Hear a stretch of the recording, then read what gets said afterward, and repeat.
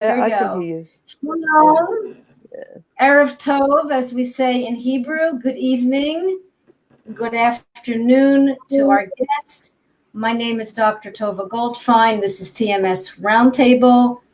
My dearest friend and co-host and professional partner and colleague, Rose Hoy. Good morning, Rose. Hi, good morning. And good morning, gentlemen. Thank you so much for joining us. Johannes is going to tell us about personal growth and how the development of personal growth will enable your life to change. And we've also joined with Teshin. Teshin comes from a Buddhist background, and we're going to look at the intersection of psychotherapy, Zen Buddhism, and personal growth and healing. Remember, it's all about we finding a space to be healed. So welcome, gentlemen. Johannes, can you start us off, please? Sure, it's good to be with you.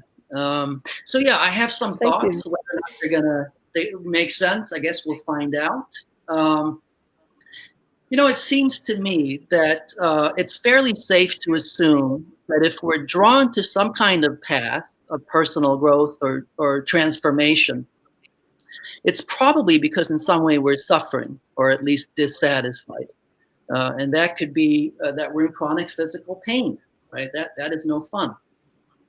Or we go from one bad relationship to the next, or just stay in one bad relationship, it's bad enough, or that we're riddled with anxiety or depression, or that our self-esteem is just hemorrhaging. So the bottom line is that these are painful things, right?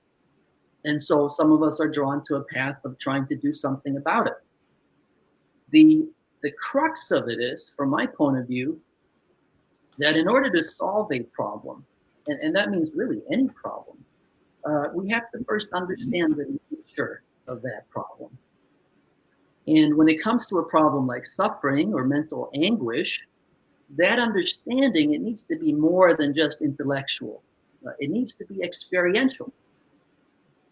So it seems to me like the question is, can we face ourselves? And by face ourselves, I mean really look at ourselves unflinchingly as we really are and absorb and immerse ourselves into this question of our suffering. So in other words, taking a close look underneath the hood.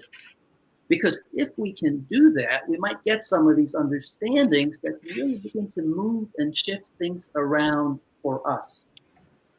So I believe that personal growth is about knowing ourselves, and we do that by being intimate with ourselves. And this means coming to terms with whatever is conflictual in our hearts and our minds. And by the way, I think that includes coming to terms with the idea that work, it will never be finished, right? We're always going to be works in progress. So that's kind of a big ask, right? That's easier said than done.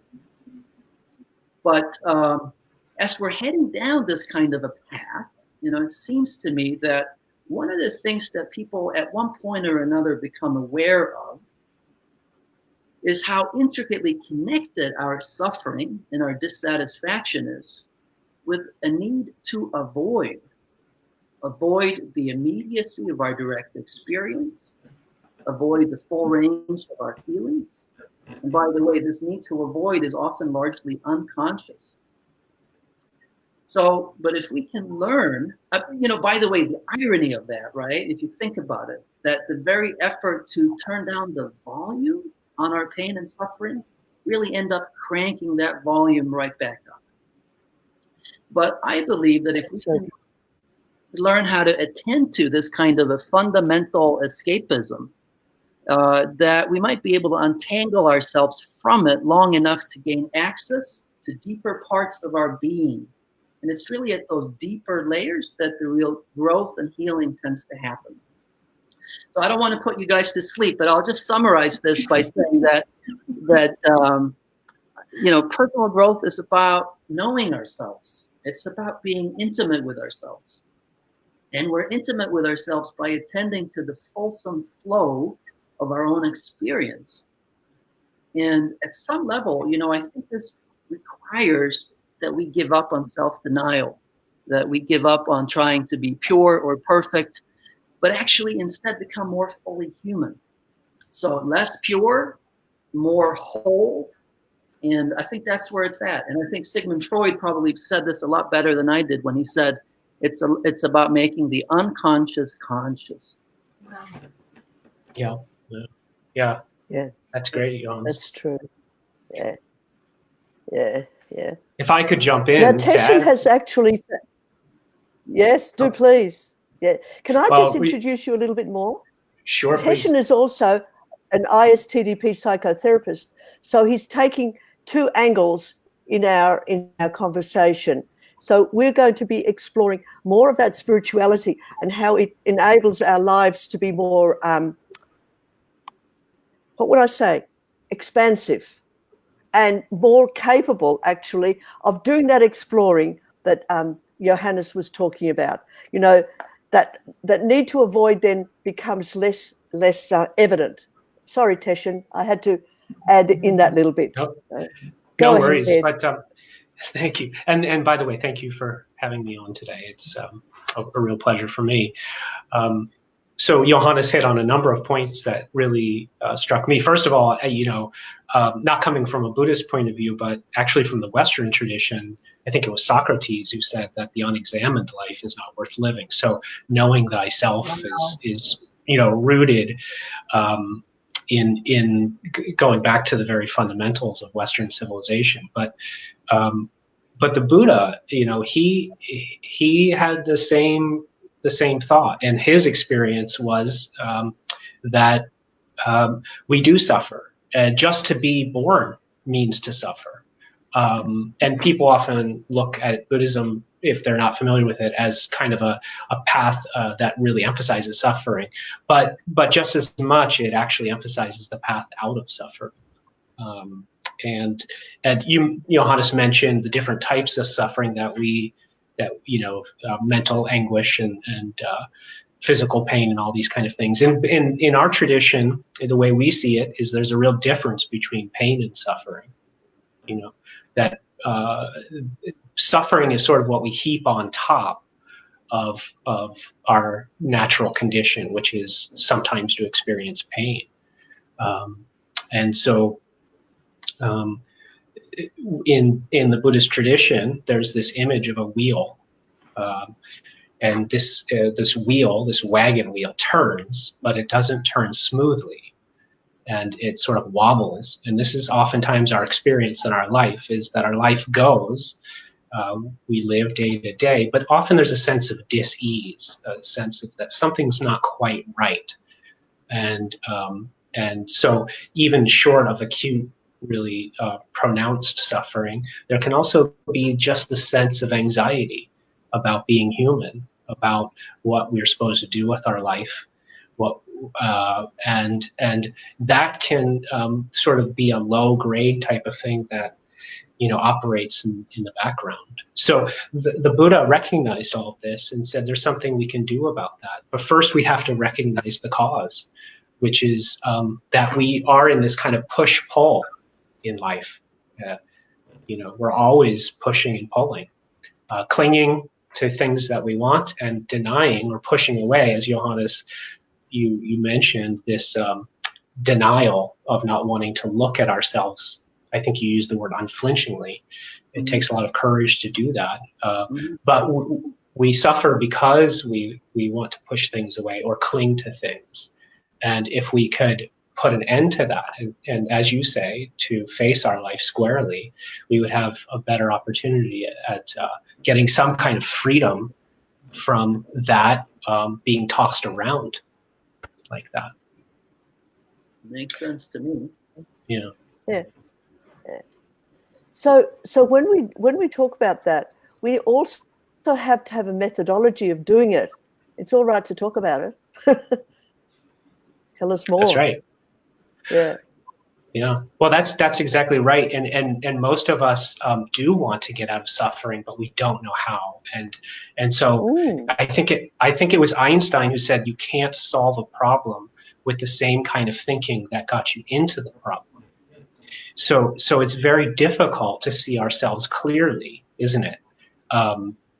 Absolutely. without fooling ourselves. And so oftentimes we need to enlist other people that can help us. Of course, this is the power of psychotherapy and the power of, in our tradition, of the Buddhist tradition, of working with people that have been on the path longer than we have, that can help us see ourselves and where we're getting stuck. Yeah, well, that's true. But from a self-help point of view, I think that's one of the things that we can actually hand out today. Give people an idea that giving ourselves that inner space will actually drop the cortisol, drop the fight, flight, and freeze system that they're all very aware of, but they don't know how to undo it. And one of the ways that the self-help world works in is about meditation and such, but I don't think that they're able to drop the cortisol. Am I on the right direction? Whereas when you've actually sit in meditation, you've got to give yourself space to do that, and I think that's where I'm coming from. Could you elaborate a little bit on that, Teshin? Sure, and then I want to give Johannes. I've been talking a lot, so. Oh, okay. We have all night. There's all night. No rush. Okay. Well, fundamentally, learning to meditate or to still the mind. When we learn a skill like that, it's often actually people think it's a mental process, but actually it's mostly a physical process. In other words, we're regulating the breath.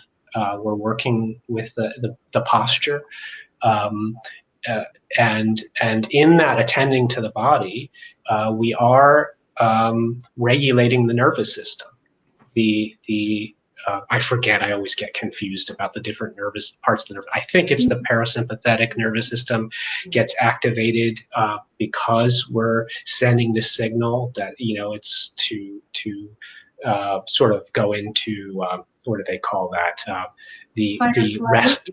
The opposite, the rest and digest, which is, that things are okay. We can't hope to get anywhere in our self-healing if our nervous systems are always cranked up. That's right. Yeah. And so the first task, even in a path like Zen, where it's all about uncovering who we are truly, the first task is always to help somebody regulate their nervous system so that they can do that deeper work. If they're always in that fight, flight, freeze mode, they just don't stand a chance. So we spend a lot of time helping people to do the basics of really sort of downshifting the nervous system.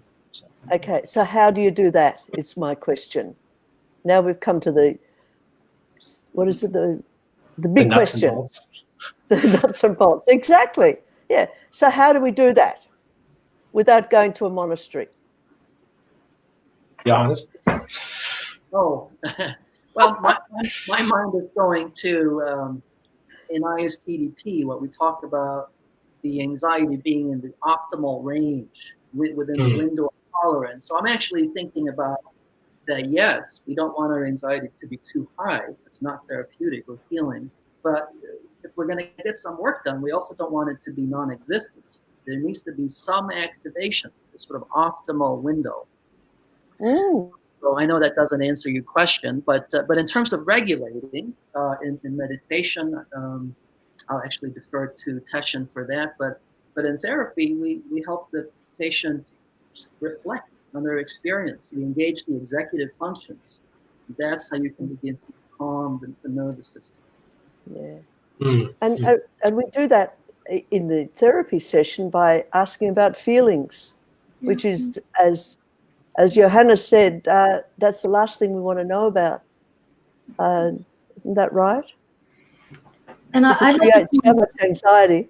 I just want to chime in because I've been involved with ISTDP from a distance. I haven't learned it specifically like you three, but how I see ISTDP different than all the therapies I learned and even what I do, which is very effective. But what I see about ISTDP is what happens with most of us, most of our clients and patients, they're very smart, they're very cerebral, they're very intellectual, and they can get to like the edge with their intellectual understanding, but they just won't. They won't let go of something. It's like there's something between the mind. It's like that they know it, but they like, then what? So it's like, it's either, so you have to get to the feelings. Like when Rose is doing her work, it's like none of this, like somebody's not getting an opportunity to talk because she's just like having them focused on really what matters. And through the feelings and through the experience of what's happening in their body, I can see, so for so many people, ISTDP being a road, because I think what's tripping people up is they can't believe they can do so much in their life. And here their ego is saying, I can't believe I can't heal this. And they go deeper into depression, or they just can't get out of their head. It's scary to get into your feelings. And I think ISTDP is an incredible way to get there. That's just so I'd love you to talk more about, so when Rose says to you both, how do you get there? Let's say there's not an ISTDP person, or let's say we're doing the ISTP work. So how can we support our community? Well, how can we support our community to do this on their own, to kind of work a little bit? How do we get people to be in touch with their feelings and feel their feelings? That's what I think might be helpful for both of you to answer. Well, for starters, the feelings that are festering and pushed down based on a lifetime of painful experiences, whatever we've been through, as kiddos and so forth, they're pushed away for a reason. So they're painful and scary, and they're often connected to interpersonal trauma, attachment trauma. So, like Teshin was saying before, it is pretty tough to go at it alone. You sort of need a certain amount of interpersonal stimulation to actually activate those feelings so that they can come up and out and to be processed. Yes. So it's really tough to do it alone. But if you are alone, there are meditative practices, or if you have a partner, there's interpersonal meditative practices that you can engage in that can begin to help you look underneath the hood and come to terms with whatever's been swept underneath the rug. So we could talk about some of those concrete sort of practices, if that's sort of what you're after. Let me jump in. I just jump in really quick and say that what you said, Johannes, just a minute ago about this, the interpersonal dimension, is very important, because in my experience is working with people in meditation, is that, and there's a beautiful book by a teacher called Jack Kornfield about this. It's called After the Ecstasy, the Laundry. And in that book, and through my own experience, even long-term meditators who've learned to regulate and to go into deep states of consciousness, they found that when they, oftentimes they'll do long retreats, even up to 3 years long. But the problem is when they come out of those retreats and these long meditative states, their meditation doesn't hold up, because they go and all of a sudden they're interacting with people again, they're interacting with their family members and this sort of thing, and they haven't resolved those interpersonal issues that they've been avoiding. It's often very common for you people to use meditation for spiritual bypassing. And so this is why in Zen practice, we really value integrating. So we sit, we quiet the mind, we inquire into what is happening, but then we also take that out off of the meditation cushion into the world and interacting with others to see how that holds up. Otherwise, it's just, the Buddha recognized this. He was, in his own life, he went very deep into many of the Vedic traditions, the yogic traditions of the time. We're told he could get very deep into samadhi-like states, these no-minded, no-thought states. But when he came out of it, he said he was always left with the same problem. Here I am again, with all of my uncertainties. So what do I do about that? And so he wasn't satisfied with that. And so I think you have to resolve these things within the context of working with other people. So silent sitting is important because it reveals the territory, but it has to be tested. It has to be vetted in your life with others. Unless of course you want to be a monk, and well, even monks interact with other monks. So there you go. Well, it's easy to be a sage on the mountaintop, basically. Exactly. Yeah. Is that where the hermits come in? You know, what you were talking about just now reminded me about attachment and how often it's ACEs that are being blocked, that are creating the block. The early childhood trauma, and then the resistance to actually self-looking then becomes resistance to look with others. And then when a person comes to therapy, the first thing they want to do is run away from you. And they have to drag their will with them to actually get across the line, I suppose, to put it that way.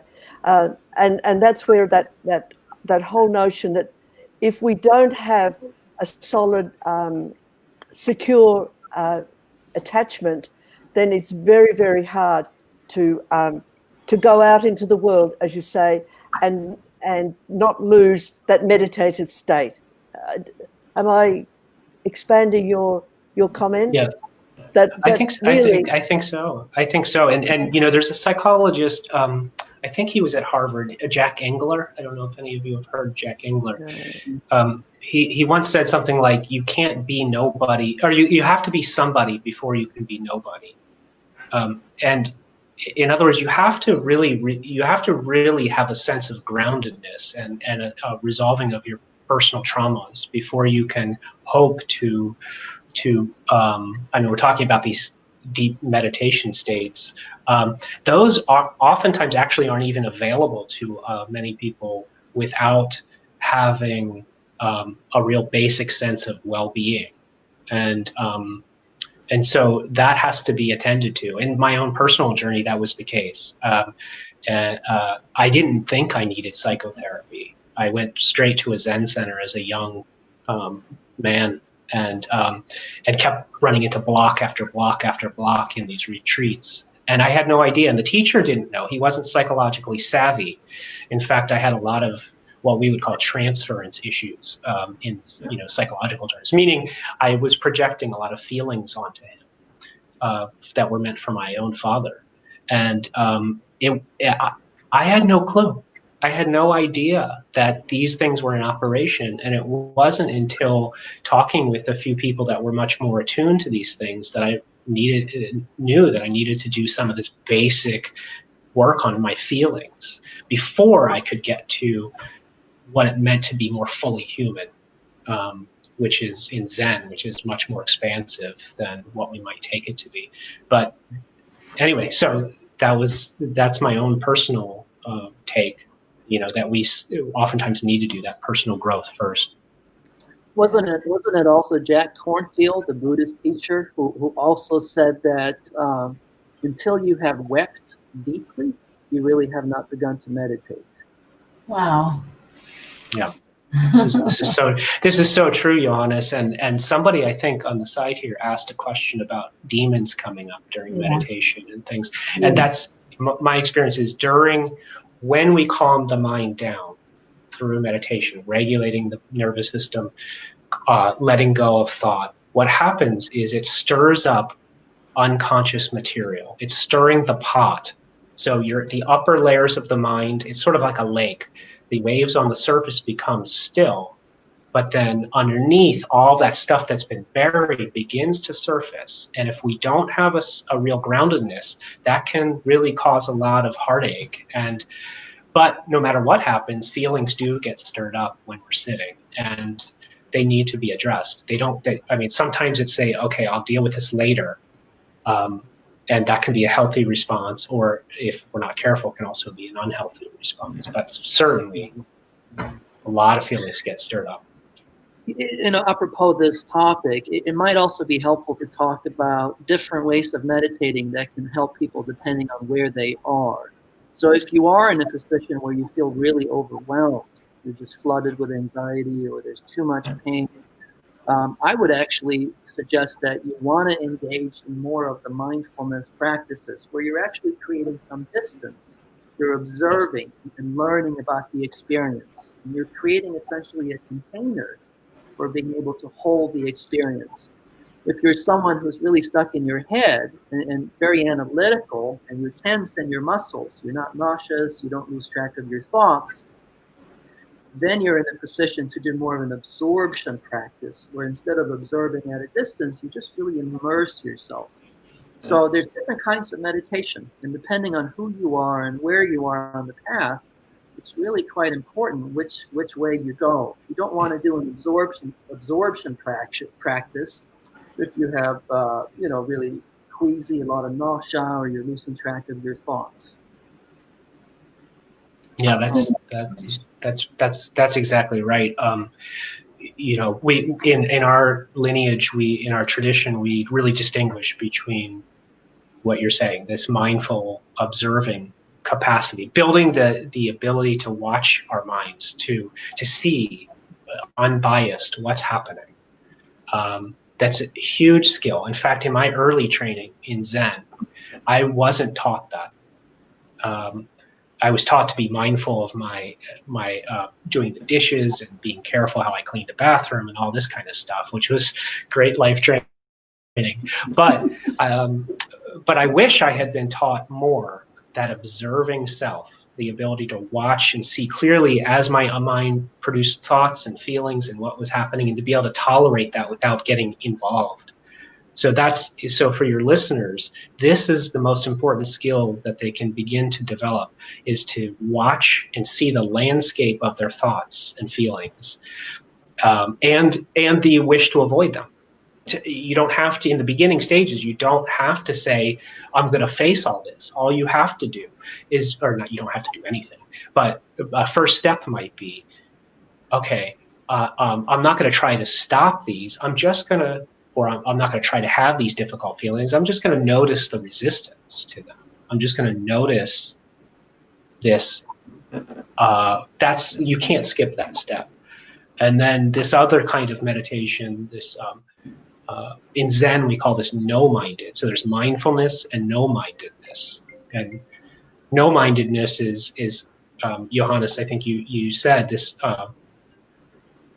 diving in of totally involving ourselves in the task at hand, whether that's having anger or sadness or whatever feelings coming up, or whether it's doing something we don't want to do in our life or something we love doing. It's like totally throwing ourselves in without holding back. And that's why we suffer, is because from a Zen point of view, the reason we suffer is because we hold back in our life. We cling to the surface of the pool, or the sort of side of the pool, and we don't dive in. So both sides are very important to learn. Well, yeah. Johannes, would you just go back for our listeners, our viewers, and just talk about that immersion that you just spoke about, how if you're cognitively functioning and intellectualizing, how you explore, if you've got stomach problems and CPT, that how you explore. Can you just sort of go back over that area slowly? Sure. Yeah. Right. Because it was very appropriate for our viewers. Right. So Just if you find understanding a lot of tension, if your voluntary muscles that you can move, if they're very tense, and if you find yourself being very analytical, you could benefit from, for example, following your breath and just immersing yourself in your breath and sort of almost tuning everything else out and just going as deeply as you can into this concentration on your breath. However, if you are someone who easily loses track of your thoughts, if you have IBS or you get easily nauseous or queasy or your stomach gets upset, that may not be the best thing for you. Instead, you may want to do what Teshin recommended, which is to include the breath in your awareness, but also become aware of your entire internal landscape. And then actually actually talk to yourself about what you're noticing. Oh, here's this painful sensation. Oh, here's the feeling of sadness. So this kind of internal self-talk, if you have the stomach issues or lose track of your thoughts, is really, really important. You really want to engage that part of the mind that can observe and reflect on what's happening. I don't know if that helps, but those are my thoughts. Yeah, well, I just think that that's lovely because, like in therapy, we've got this whole sort of landscape when people come in with their different ways of reacting in the world, and we're helping them to not react, but to be, oh, what's the right word? What's the opposite to reacting? Well, we say in Zen, we say to respond, not react. Yeah, that's what I'm trying to say. Yeah, to respond, not to react. Yeah. So yes. Through the breath. The other thing is that I've discovered recently that through one of the other psychotherapists that also does yoga, that sometimes the breath can actually remind patients of their fight, flight, freeze response, which I found quite interesting, something I hadn't explored until quite recently. You know, like once they become aware of their breath, or they then become aware of their trauma. I found that quite, it's an area that I hadn't fully explored until recently. So that's why I asked Johannes to sort of go back over that landscape for people so that they recognize where they're coming from. Yeah. Yes. So, and for even with, it's interesting that you say that, Rose. You know, I think as helpers and with people that are doing this work on their own, we have to be creative enough to intervene skillfully. So the Buddha talked about being skillful with ourselves. It's called skillful means. So what's skillful for one person is not skillful for another. So just because we've heard that, you know, focusing on the breath has worked for many people, it may not work for us. So we have to be able to change how we respond or intervene in our life. And so being creative with mindfulness is a really important thing. One of my teachers used to do very interesting mindfulness exercises or mindfulness-like exercises. Like he would have us occasionally, like one time he told me, I want you to go out to a parking lot and I want you to collect, just look around the parking lot for change that people might have dropped. Now, well, what the heck does that have to do with, you know, mindfulness? But it's, you know, it's learning to observe. It's getting in my body. It's also good. It was also great ego training to be out in the parking lot, wandering around, looking for change on the ground. You know, it was like, wow, you can't have much self-pride when you're doing that. But the point is not that specific exercise, but that there are lots of creative ways besides the very traditional methods that we can employ to become more self-aware and regulated. Well, Teshin, believe it or not, we were self-aware once, and then we've lost it. And your example is wonderful because in child development, the child is so focused, their peripheral vision is poor, but their focal vision is spot on. So what your teacher was doing was drawing you back to your original state in a way. Yeah, it's interesting. Does that make sense? Yeah, well, we actually do have a practice in our tradition of expanding the peripheral vision, because we're often so focused that in this narrow band that we exclude what's on the periphery. And brain research is showing that when we expand the periphery, vision and auditory and all these things, we have a more inclusive sense of who we are, and we have a less rigid self-focus, which causes a lot of our pain, which is, you know, from a Buddhist point of view, part of our pain is caused, or suffering is caused from always thinking about ourselves, always the self-referential thought. The Buddha said we're always either worrying about the future or regretting the past. And the common denominator is it's all about us. And so sometimes we need to, not always, but sometimes we need to get out of that space of being so self-referential. It's true. Very true. What about a walking meditation? How powerful could that be? A nice, gentle motion. What do you guys think of that from each of your point of view? Well, I think part of what's coming up here, right, is that because everyone is so different and unique, it's really hard to give generic suggestions because what might help you may not at all help me. Right. And that's part of the difficulty. But we could talk about sort of what drives suffering on a more global level, sort of the essential idea of what drives suffering. You know, Teshin is talking about self-absorption and the self-referential way of being that is contributing to suffering.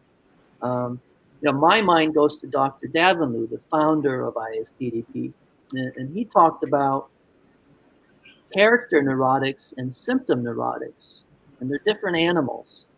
So symptom neurotics are the very rare individuals. You may only encounter a handful in a lifetime, where their attachment traumas happen later in life. Treatment with these individuals is usually pretty straightforward and brief. There usually isn't a lot of unconscious repressed rage. There might just be a matter of some grief and loss that needs to be processed. Anyway, with these individuals, whatever resistance that they do have, it's only motivated because change is scary in and of itself. That's their only motivation for resisting. Now compare that with the character neurotics, which is like most of us. Here, resistance is not only because it's scary to change, right, and face the unknown, but it's also in the service of self-defeat and self-sabotage and self-punishment. So that points to a very specific understanding of part of what drives our suffering. That's really important, isn't it? This self-punitive part that we get entangled with, and I don't think we can have a conversation about self-growth without bringing this part in, which is absolutely our culture, American culture at least, and I would say Western modern culture is obsessed with growth, obsessed with change.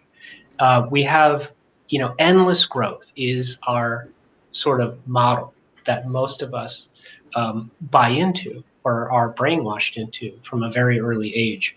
And we not only do this externally, but internally. I need to be different than the way I am. I need to change. I need to be better, more successful, more loving, more caring, less angry, ...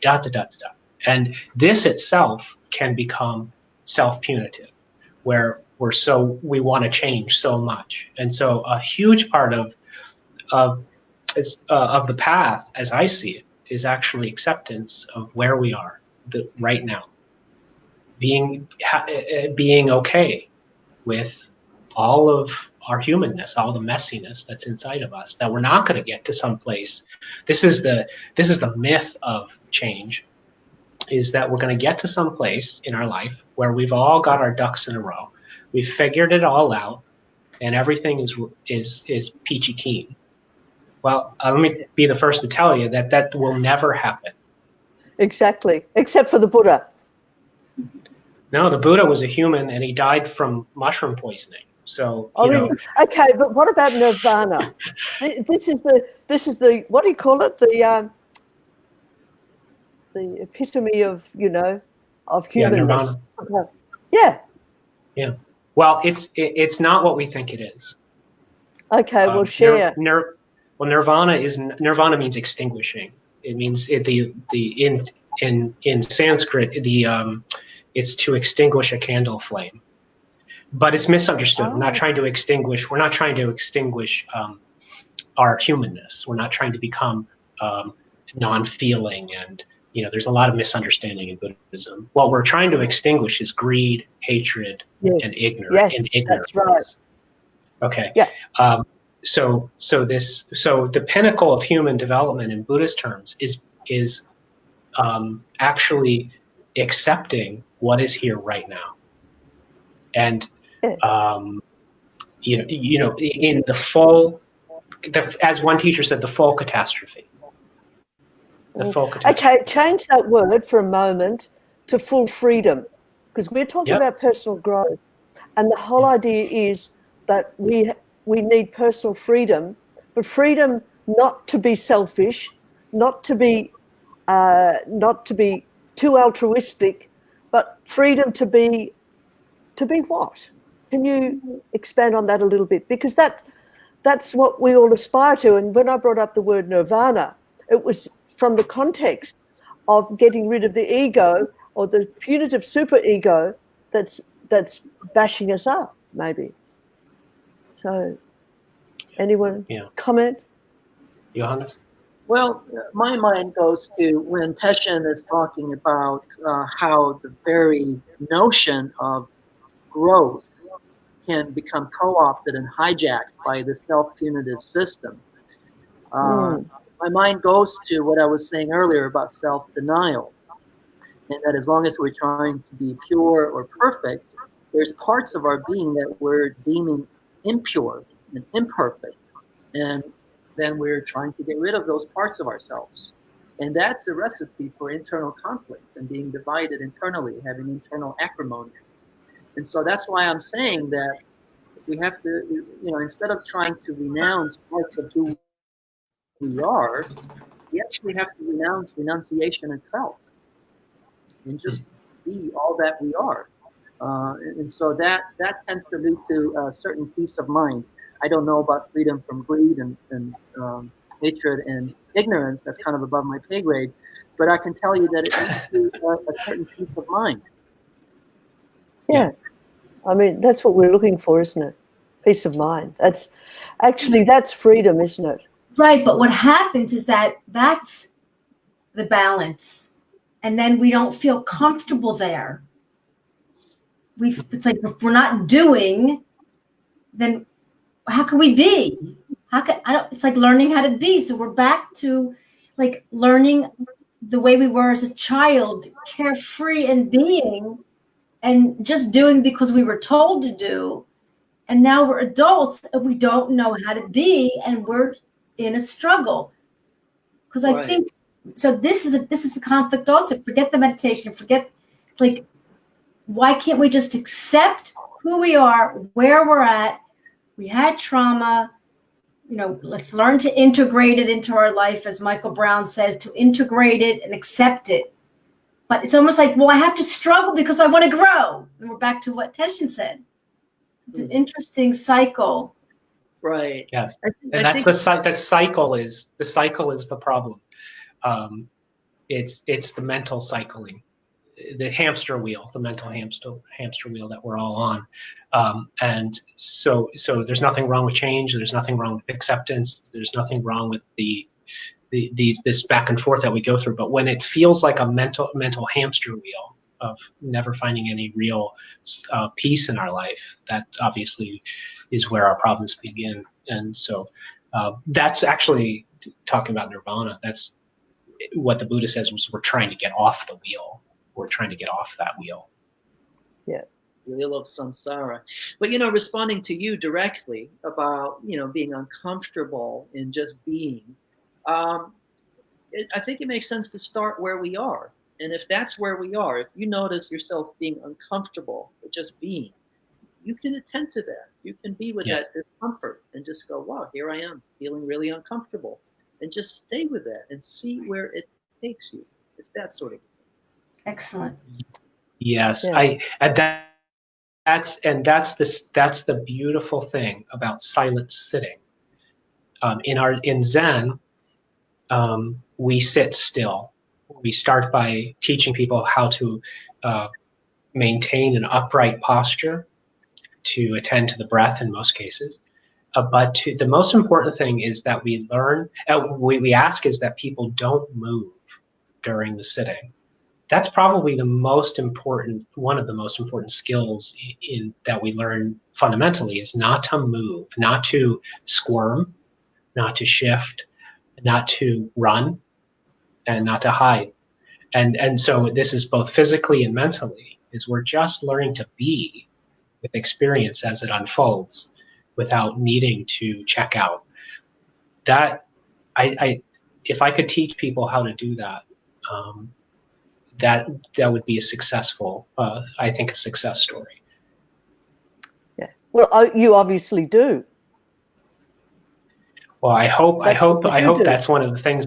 Yeah. Well, I hope that gets communicated. I hope that people, that's sort of maybe not as explicit. I don't necessarily talk about that explicitly. People, going back to Johannes's earlier point, this has to be experiential, and so people often just report back that that's what they've learned. But I don't always make it explicit in the beginning, teaching people how to meditate, that's part of the reason of sitting still.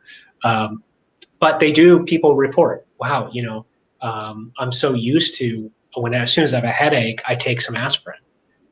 It's like instead of just learning to be with the pain for a little while. I'm sure a lot of your listeners who have chronic pain have been taught very early to run from that pain. There's a natural, it's natural. Of course we don't want to be in pain. And we're not trying to make people suffer through pain. But so much of the pain, I think a lot of research is showing, so much of the pain that we experience is this feedback loop of, we feel some pain physically, and then there's the thought about the pain. Oh God, here it goes. What is this going to do to me? I'll never get over this, or it's going to become, I'm going to injure myself worse or something. And then there's a feedback loop, and that sends signals back down to the pain source, and it gets worse and worse and worse because we're thinking about the pain constantly. Yeah. So we're trying to interrupt that cycle. So true. Yeah. And our medical system doesn't help either, because it looks for a problem and doesn't look at the heartfelt problems. It looks at the physical problem that, there must have been an injury there. But, the injury is in the heart, and it's not in the mainstream of medicine. It's not looked at, and it's ignored. And often in therapy, when patients come and or even in this program, they'll tell us that, they've been to 25 doctors, and no one sort of stepped back and said, well, what's going on for me that 25 doctors can't help me? And then no one, when you ask them, well, what else is going on for you? And they say, no one else has ever asked me that. And it's such an easy question to ask, such a beautiful question, really, because it's a freeing, creates an openness for the person to tell us truly what's happening. Yeah. We've got some interesting questions and comments here. Can we spend a few minutes looking at them? There's amazing interaction. I just have to honor Jean, who says, I'm not much, but I'm all I think about.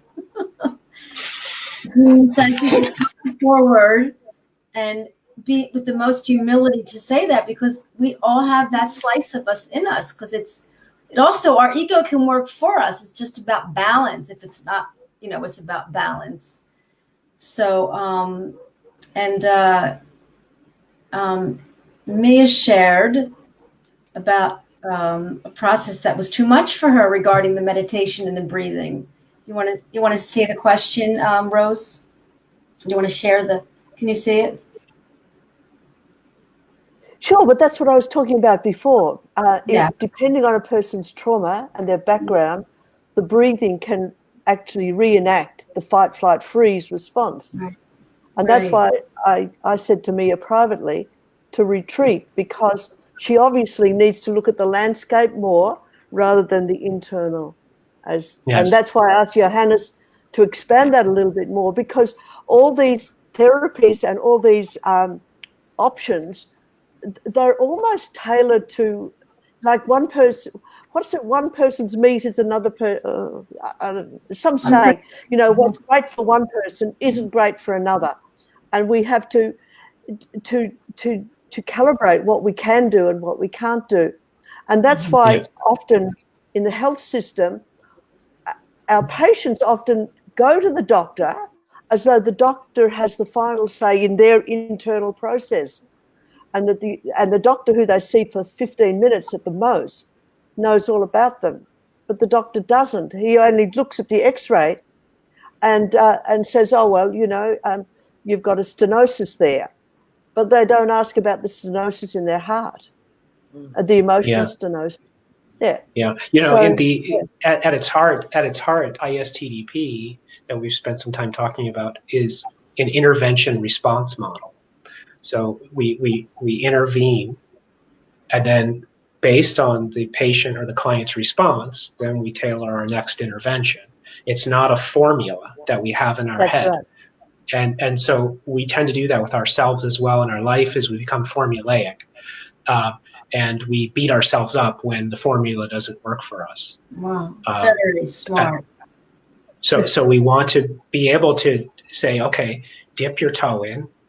And if work something, give it a good go. But if it doesn't work, I mean, the Buddha said, don't believe just what I say out of respect for me, but test it in the fire of your own experience. And if it doesn't work, give it up. If it does work, take it up. But he never said just blindly follow a path. Yeah, exactly. I have a thought. Can I interject with a thought? Yeah. You're welcome. Okay. Just Johannes, when you come a little closer, we can hear you better. Oh, okay. I'll lean forward. Thank you. Thank you. So here's what I'm thinking, that we're talking about these incredible ideas. And I'm also thinking that you mentioned about, like, well, how? You know, what does it look like? You know, how do we do it? So I thought that maybe I could put some meat on the bones and actually paint a picture of what it could look like, because these ideas can easily become very abstract. Right? Exactly. So I'll tell you a little story just to paint a picture. Many years ago, I was a kindergarten teacher. So I was working with 4- and 5-year-olds, and it was also a clinical internship. So one day I'm in the class, and there's these 4- and 5-year-olds running around, and we have to separate the class. Half the class has to go to the gymnasium, and the other half has to stay. So this little girl, we'll call her Maria, this 4-year-old little girl, she was upset. Believe me, she was very upset about not being able to go to the gymnasium. And she had a meltdown, an epic meltdown, like you wouldn't believe. She was screaming, hollering. And so I sat down with her and I said, you know, you look like you're very angry. She says, yes. I said, are you angry with me? And she said, yes. And then I said, wow, it must have really hurt you if you're that angry. She softens a little and she says, well, yes. I said, okay. And if that anger that you feel, if it came out on me, what would that anger want to do to me in your imagination? Not in reality, but in your mind, if you just lost it. So Maria, the little girl, she makes these balls of fists like this, and you can see she's experiencing a tremendous rage. And she begins to describe these very primitive, vicious ways of attacking me, hurting me. And after each round of description, I would say, wow, thank you. Is there anything else? And then she would have another wave of this, you know, really primitive stuff, really going after me. And this would go on for a few minutes. And she was sort of beginning to calm down. And I would say, is there anything else? This is maybe after 3 minutes. And she was calm now. And she says, no. I said, okay. So we sat in silence for maybe 15 seconds. And then she says, oh, there is one more thing, Mr. Johannes. And I said, yeah, what's that? She says, you know, I love you. And then she goes on about her day, just beaming with joy, getting along with everybody. So I think it's important to bring an actual picture of what, you know, this little girl, she went through. It's a wonderful picture. That was growth, right? And so these ideas can become really abstract. But that's a picture of what this could actually look like. Yeah. Very nice. Actually, thank you for sharing that. Yeah. And, you know, as you spoke, I thought, oh, that's about heart being exposed, and that I love you. Like underneath the anger and the rage and the grief and the sadness, there's love. And, you know, the bottom line is that we're made for love. We're conceived, hopefully, in love and born in love. But, of course, lots of things come in the way. And that's what Johannes was sort of just exploring, the other things that come in the way. And then after the grief and the anger and the rage for not getting her way, she turns around and says, "I love you, Johannes." I mean, that's beautiful. It's very touching. Yeah, I'm sort of choking up thinking about it. Yeah. It's beautiful. And also in therapy, you know, when people come back and they say, you know, I really got on well with my partner or my children, it's such a joy, isn't it, to the heart, when you can see a person's heart being open and no longer the damage not coming out in front, rather than the love. And you know, that absolute love that humans have for one another is amazing. And but a lot of times you got to go through the darkness. You got to go through the darkness in order to get to the light. That's right. Yeah, exactly. Underneath it all. Johannes, your story made me think of just little kids. They also have this kind of natural inquiry. You know, this wish to know why. And I think as adults, we're conditioned to stop asking questions, aren't we? We're just sort of told, you know, just accept your lot in life, or just get on with life and do things. And so we bury our questions. And so I think another real practical type of solution, or, you know, talking about personal growth, is to start asking questions like, why is this happening to me?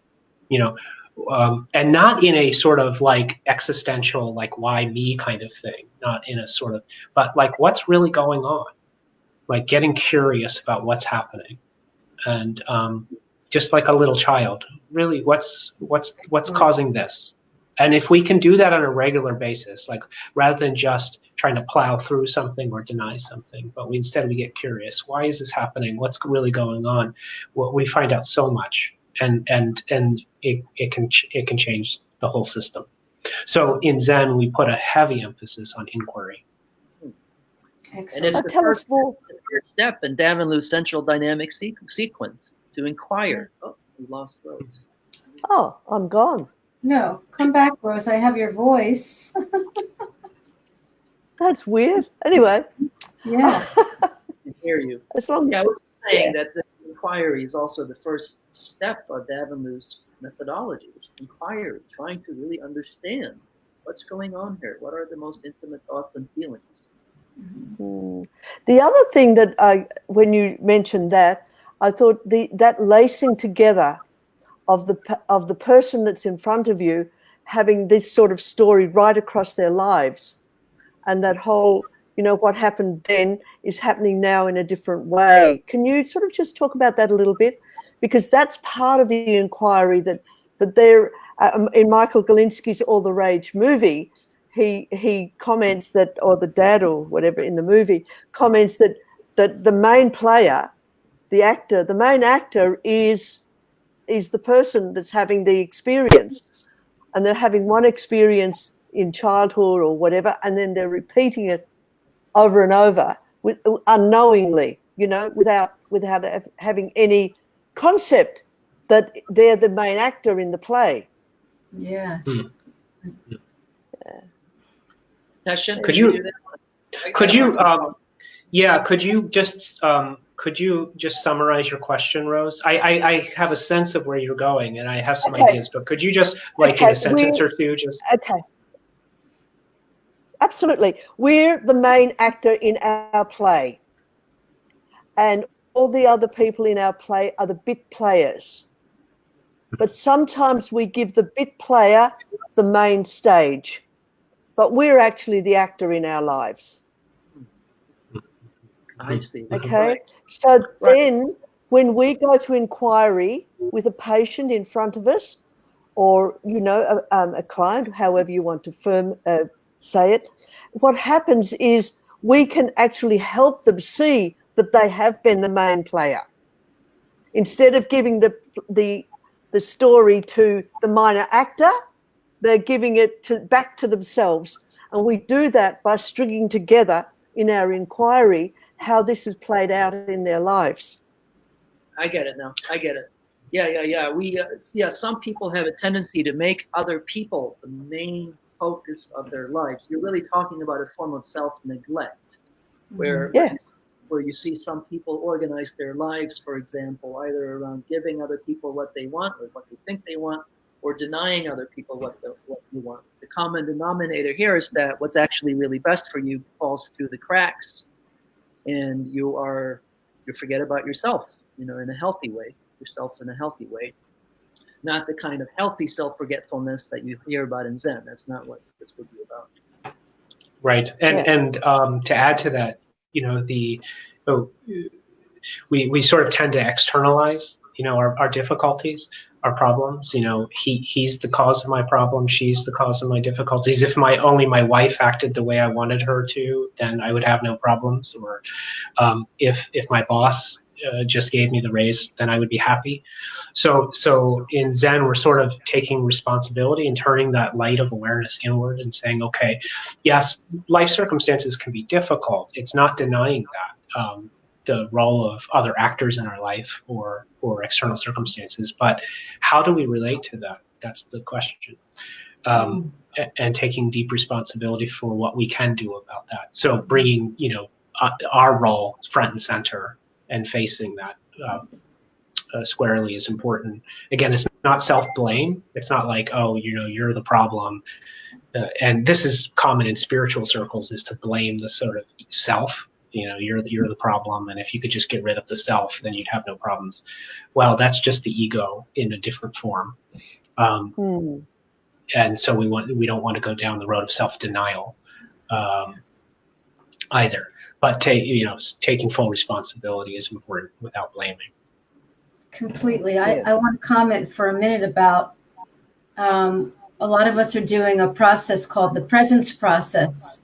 By an author, Michael Brown, about being present and accepting your feelings. And he's big on feelings. And he's very focused on the concept of response as opposed to reaction. And he's like, if this is all you do in life is just respond to people and things, yourself, your pain, your mother, your father, your brother, he's like, that will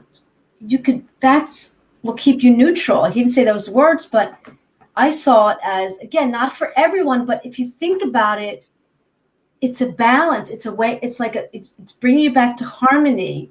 I'm stopping before I act. I'm stopping before I talk. I'm breathing for a minute before I think. I'm taking responsibility.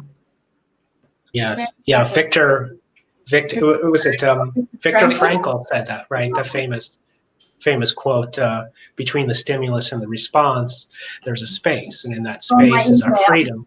Yes. Freedom to you have freedom to choose.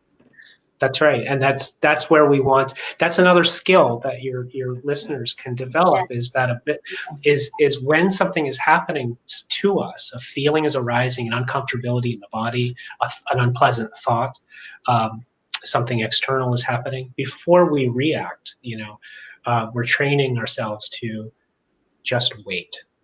This is very famous, the famous Vietnamese Buddhist teacher. He's not quite Zen, but Thich Nhat Hanh has a beautiful little exercise that I want everyone to know about.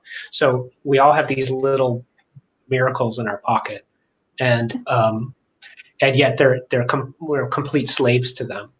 And so what I think he recommended this before cell phones, but we should apply it to cell phones, is when you get that text or when you get that call, he said, before you answer it, just breathe. I love it. Right? I love it. That's a good take home. Rather than just reactively pick it up. Oh, who's there? Oh, what do they want? Really? Oh, yeah, let me respond. It's like we that's the reactionary kind of mind state. And so we want to develop that space in our life. So we're not neglecting the response. We're taking conscious, we're doing it very consciously. Brilliant. Yes. Brilliant. Wow. Brilliant. That is you know, if that one thing could be lived in our lives for all of us, just breathe before you pick it up. Yeah, I take because what we do is we hold our breaths in reality. Yeah. Who's this calling?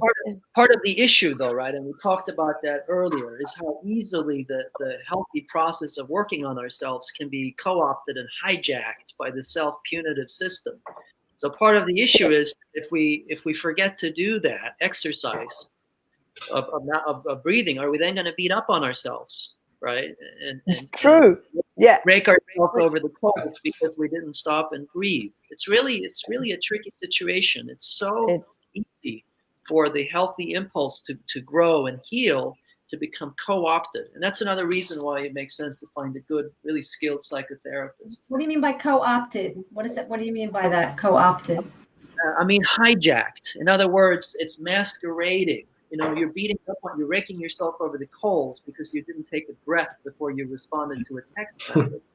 And you might say, well, I'm just, this is me holding myself accountable, right? But really, you're just beating up on yourself. It's not helpful.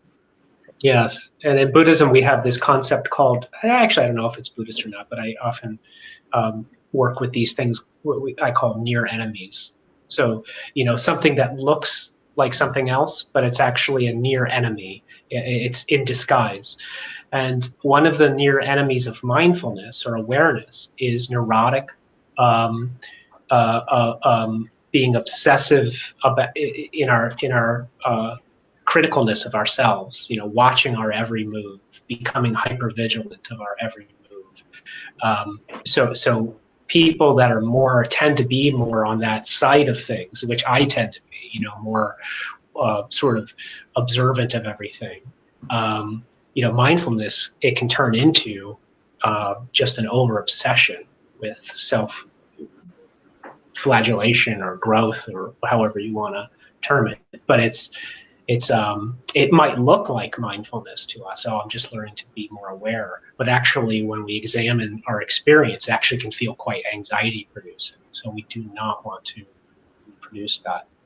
I mean, that seems to me like the dark underbelly of any change model, right? The flip side of any change model is how that model can be abused, right? And I think that holds true for any model, whether it's Buddhism or ISTDP.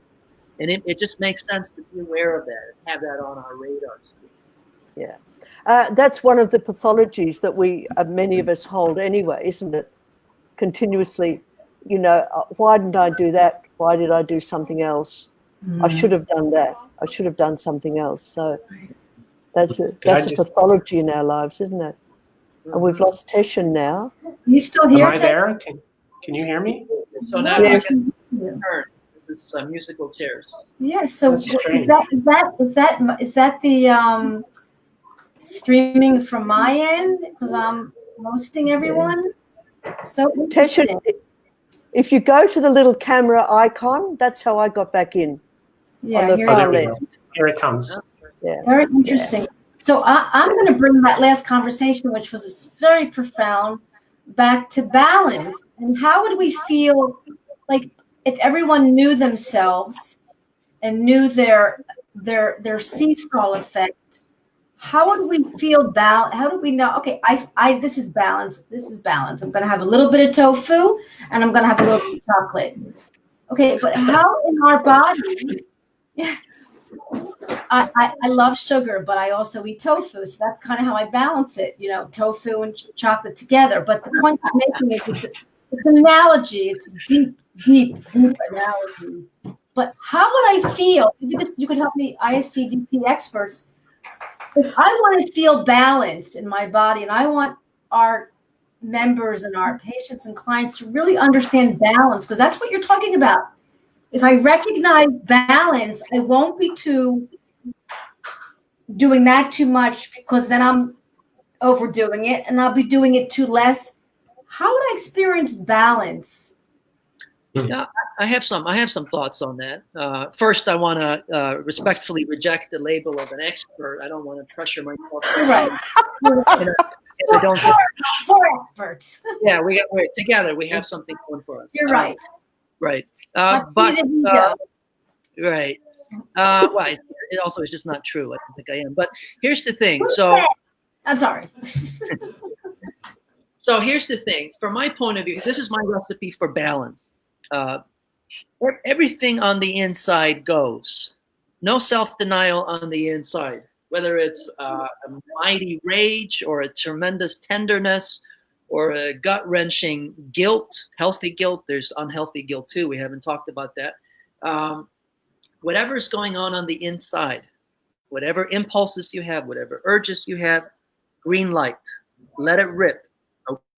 Okay, but that is not a license to act out, right? So letting go of self-denial does not mean that we indulge or act on every whim and impulse. You know, that can actually be just as self-denying as more obvious forms of self-denial.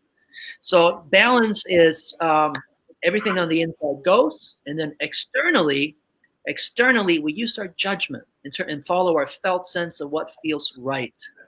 So letting go of self-denial and being fully human is not a license to act any way we want and be careless towards other people. In fact, if we're doing that, I think we're moving further away from our humanity, actually. Yeah. Yes. Yeah. Yeah. And as far as balance goes, I would add that I think, Johannes, you touched on this earlier in the conversation, was this optimal level of anxiety or the sort of motivation towards change. When we have too much anxiety, we can't function. When we have too little, we have no desire. So feelings like also guilt are important as long as they motivate us towards repairing and changing relationships. That's very important. But if it turns into guilt as like just beating ourselves up and becoming kind of oh, I'm so bad and this kind of thing, and we get paralyzed in our life, of course, then we're out of balance. So feelings should motivate us. Feelings should inform our life. They're not just sort of internal storms that just take over and control our behavior, but they should inform what we do in our life in a way that's, and so if we can accept those things, as Johannes is saying, the full experience of what it means, like when we're enraged, we can feel it. When we feel guilt, we let it flow through us without denying that. These things don't stick around. They actually have a beginning, a middle, and an end. It's the denial of the experience that causes mind states and feelings to stick around, to linger, which were, people always say, oh, I'm afraid if I feel it, it'll just stick, it'll just be there forever, Yeah. But that's not true. It's just not true. That's a really good point. In other words, when we're organizing our lives so we're avoiding certain experiences, whether they're sexual feelings or angry feelings or sad feelings, we give those experiences a lot more substance than they actually have, right? It gives them substance and they stick around versus surrendering to them at a pace that works for us. We haven't talked about that, have we? Because that's another aspect of Buddhism that is a lovely aspect about surrendering to what's happening. Can you explore that a little bit more, Teshin? I know we're running out of time, but like that surrender to be present. And what came to my mind was, if you surrender to being whatever is present, the unhealthy guilt is lost. It doesn't have any power.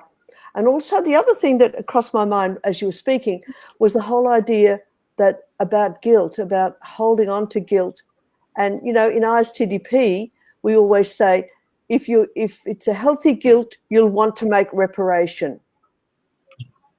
And I think that's a profound insight that we're able to send to people that come to us, that, if you are really guilty, you would want to make reparation. So where is the guilt coming from?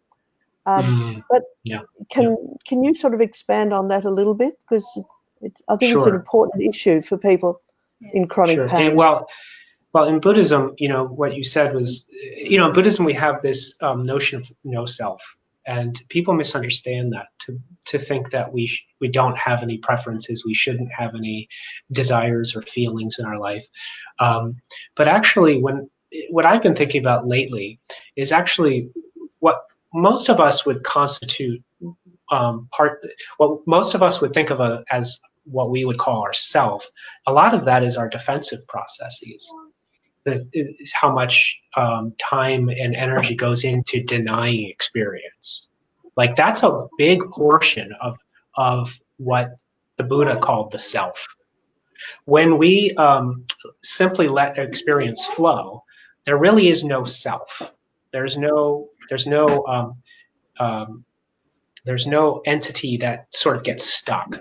Experience can flow in and out of us, and that's freedom right there. That's what freedom feels like. Is that there's no resistance, so to speak. It's not like we pull back and tighten or resist experience. So that's the goal in Zen, is to experience no resistance to life. When you speak to this, I'm assuming you're referring to not having a conception of a self. There's obviously a living, breathing organism that is experiencing. But when you speak of no self, I'm assuming you mean not having a conception of a self, not being trapped in a self-image. Yeah, the self-image that we perpetuate. This is, thoughts like, well, this is just who I am. Thoughts like, oh, I could never do that. Thoughts like, oh, well, I don't like that. Okay, all these thoughts create an image of who we are and who we're not. Okay, and that gets reified, meaning it gets reinforced over and over again through our thinking processes, and it becomes, this is just who I am. This is me. And so when we start to flow with experience, we learn that actually that a lot of those images we have of ourselves just don't hold up. And that's freeing. That's freeing. To be free from a self-image is incredibly liberating. Yeah. Because then we're not trying to fit the world into our notion of who we think we are or who we're not. Yeah, well, in our preparation for this talk, I had a look at the word person, and it comes out of Greek. The etiology is, it comes out of persona, and persona is a mask. And I thought, what a fantastic way to sort of see that the persona that we're creating is a mask to hide our true selves. So just my little bit. Amazing. In that, yeah. What better way to honor who we really are, this living, breathing, experiencing presence? What better way to honor that than to let go of all that we think we are, all these ways of persona, right? The masks. Yes, and I would be remiss since I have this platform for a second. I just want, as a Zen Buddhist teacher, therapy hat off, Buddhist teacher on, that I think it's important to say that we can experience the world in our sense of self as much greater than we usually do. There's something accessible to us that is much greater than this little sense of self-image. This is why we practice meditation in Zen, is to realize who and what we really are. And one Zen master said, I thought my mind was ideas and concepts, but now I see that my mind is nothing other than the mountains and rivers, the stars and the moon, the sun and the stars, something like that. So it's a greater expansiveness of who we take ourselves to be, that without getting kind of frou-frou sounding, this is our potential, is to see something beyond the very limits of our self-image. You're leaving a little portion of that out. And that's about love. You've talked about routine and stepping back and all of that. But at the end of the day, we're made for love over and over. And when you step away from all the preoccupation and you see the mountain and the river or whatever, but without the criticism of your own life, then your love just, that lotus symbol in Eastern meditation sort of thing. The lotus opens up, and the flower, and in the middle is a profound love Yes. for self and for others. And often with patients, I'll say, what are you told when you get on the plane? Are you told to put the mask on other people first, or are you asked to put the mask on yourself first when the oxygen goes down? Beautiful. Beautiful. Yeah. Well, and that lotus image is we say in Zen, no mud, no lotus. The lotus emerges from the muddy water. Lotuses don't grow in sterile, clear water. It's only through the difficulties of our life that we learn to love. So Teshin, thank you for that. Yeah. No mud, no water. No mud, no lotus. No mud, no lotus. But the lotus emerges unstained. It emerges when it opens from the muddy, murky water. Yeah. It emerges radiant and pure without any mud on it. Yeah. But it's not a puritanical kind of purity. Right. Yeah. It's the openness. It's the openness, that sense of, like each of that opening up. And that's what we do when we look at patients that have got chronic pain. We're helping them to open up the inner part of their lives and shed that armor of pain that avoids their true selves. Yeah. Well, gentlemen, we're wrapping have up. we got any questions here on the side? There's a lot. It's just been a really wonderful experience having you both on. Yeah. I'm loving. I feel like the topic is it's different than what we've had. This is our 24th show Rose and I have been doing. This has been very special information, and the points of views from both of you with your experiences. It's just been profound. Johannes, did you want to say one last thing? Because we can always stretch. Yeah. The last thing I wanted to mention was that Teshin was speaking about this opening, this universal experience of seeing ourselves as far, far more expansive than we normally do. And Rose, you're speaking about love.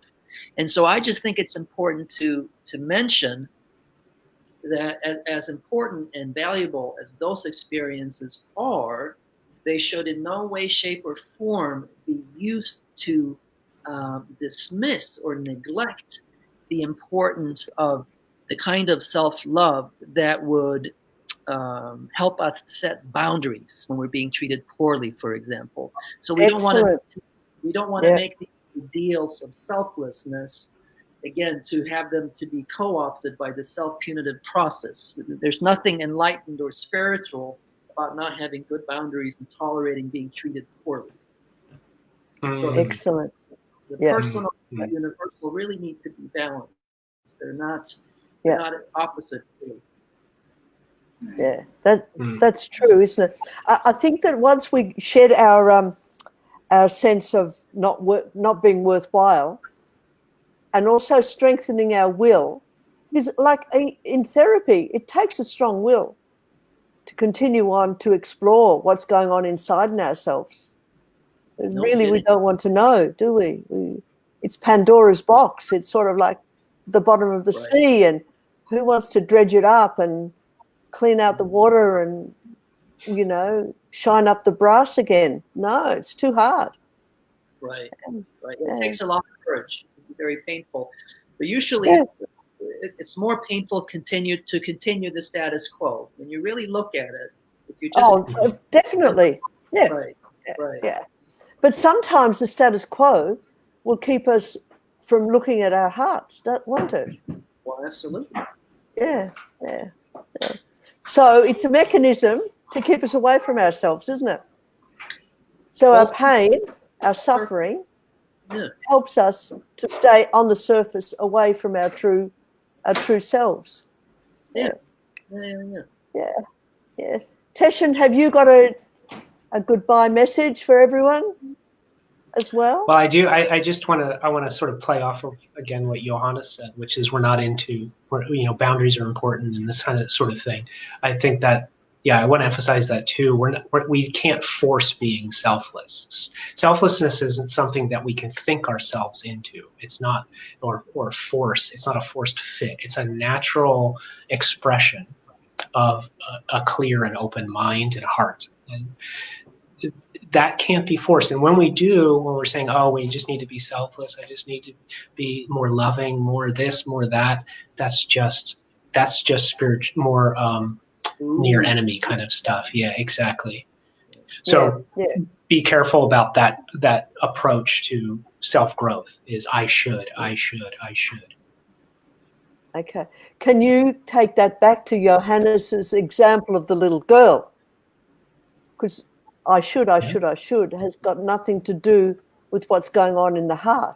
And, once she was able to express her rage and her anger in a safe way without being held back or criticized, right, her caring capacity came out and her self. That was a balanced story, right, Rose? Yeah. She just flowered. She was beaming with joy and she was getting along with everyone. Yeah.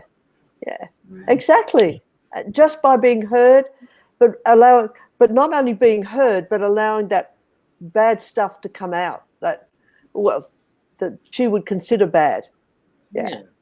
And she held all that feeling down by using her rage. Using her tantrum, I should say. Right. So she used a tantrum to block her rage. When her rage was exposed, she had a big smile on her face, and so did Johannes. That's right. I love it. So it was a win-win. Yeah. Right. That's right. Well, are we signing off, gentlemen? Thank you so much for giving us your time, and I hope our viewers have really benefit from the work you both do. It's really wonderful. This was a lot of fun. Thank you so much for having. It was a lot of fun for me too, and thank you for the opportunity. I know that you two are available to answer questions. You'll be on our feed, and sometimes people might have questions, and so check our feed at the table, TMS Roundtable, because you stirred up some great feelings and good stuff, and hopefully we're all learning about balance and tofu and chocolate. But we're going to have you back. We're going to have you back. I mean, Rose and I are doing this to about age 120, so we're going to be having you guys back a few more times. And maybe when Rose and I have our retreat in Australia, Israel, and America, you'll come and you'll do some Zen meditation with us and all of our amazing community. Would you come and would you do some Zen meditation for all of us? Absolutely. Yeah? And I want to leave you with one quote. I'm sorry to keep it going, but no. We really have all night. This Rose and I are on lockdown. We're not going anywhere. We're pulling an all night. That's true. All this talk about the story with the child with Johannes bringing up, I think it's so poignant and so beautiful. And we learn from children. And Zen Master Joshu, or his Chinese name is Chao Cho. He was a Tang Dynasty, a 9th century Zen master. He said, if I can learn from a child of 7, I will do so, and if I can teach a man of 70, I will do that as well. So it's like, again, total openness to experience. Yes. Teshin, tell us what's on the back of your on your wall. This intellectualization. Yeah. Let us all know what it says. It says, actually, it's very apropos to our conversation. It says, there is not a single problem. There's not a single problem. In other words, fundamentally, we are whole and complete. There's not. We can feel like we have problems, but. Okay. I think that in the English translation, it doesn't give that power. that it must in Japanese, because it's sort of like there's not a single problem, but there is no problem in a way, isn't it? It's the other way around. Yeah, I'm sitting in what's called the Doksan room, which is where I meet with students individually in Zen. And oftentimes people come in with real anguish and real problems and want to talk about those. And of course you want to address those, but also you want to remind people, fundamentally there is no problem. It's where we are whole and complete. And helping somebody see that is the goal. To experience it, not see it, experience it is the goal. Experience being whole and complete. Is that correct? Yes. Right. But I think that doesn't that take us around the wheel into the... It takes us around full circle, because we started off with how our defensive, what we do to cut off experience is driving our suffering. And so it's really, that's the kick. Yep. Yeah. Beautiful. Yeah. Oh my God. That is just fantastic. Thank you, guys. Wonderful. Yeah. You guys deserve a lot of credit for doing this. This whole thing about a roundtable discussion. What a genius idea. There's not enough roundtable discussions, that's for sure. Yeah, long format like this, where we're not asked to summarize in 5 seconds, what we're thinking and feeling. It's so thank you. This is so important in our culture. Style. It's really something. Wonderful. Thank you. Thank you for that. Wonderful evening, you two. Rose, have a great day. I'll talk to you tomorrow. Good night, everybody. Blessings. Bye. Bye. Bye.